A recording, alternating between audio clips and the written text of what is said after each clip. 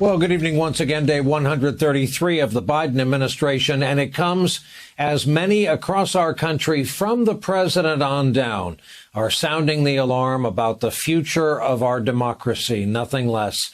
This is happening just as we mark 100 years since the darkest moment in the history of an entire region that was covered up successfully for decades.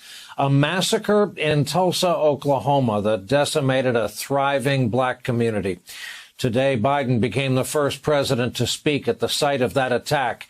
In his address, he linked it to what he says is a frontal assault on our right to vote. This sacred right is under assault with incredible intensity like I've never seen, with an intensity and aggressiveness that we've not seen in a long, long time. It's simply un-American. I urge voting rights groups in this country to begin to redouble their efforts now. Earlier this year, the House of Representatives passed For the People Act to protect our democracy. The Senate will take it up later this month, and I'm going to fight like heck with every tool at my disposal for its passage. The House is also working on the John Lewis Voting Rights Act, which is critical to providing new legal tools to combat the new assault on the right to vote. To signify the importance of our efforts, today I'm asking Vice President Harris to help these efforts and lead them among her many other responsibilities. With her leadership and your support, we're going to overcome again. President's remarks come amid a wave of new voting restrictions in Republican-controlled states, as you know, and they come 2 days after Texas Democrats' dramatic walkout intended to derail a Republican-sponsored bill that would impose some of the toughest limits in our country on voting access. Think Jim Crow-era America. Republicans who control the Texas legislature plan to revive a bill in a special session, a move backed by the Republican governor. Democratic lawmakers say there may not be much more they can do here to resist. We can only delay the bill for so long. We don't have the luxury of being in the majority in either chamber. And so, really, Democrats have done all that we can do.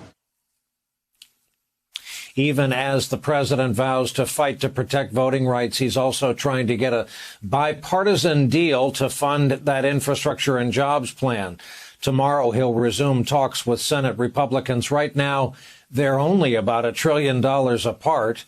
And there are new developments into the Justice Department investigation into the attack at our Capitol. This morning, federal prosecutors announced in court they're going to start to make plea offers to some members of the Oath Keepers, the right-wing extremist militia that was among the biggest groups to storm the Capitol on that day. This comes just days after 4 more members of the Oath Keepers were indicted for their roles in that day. Amid all that, President Trump, who urged his supporters to deny Joe Biden the presidency, is apparently focused once again on spreading falsehoods about the election outcome. New York Times reporter Maggie Haberman today posted this, and we quote, "Trump has been telling a number of people he's in contact with what he expects he will get reinstated by August. It isn't happening in a vacuum.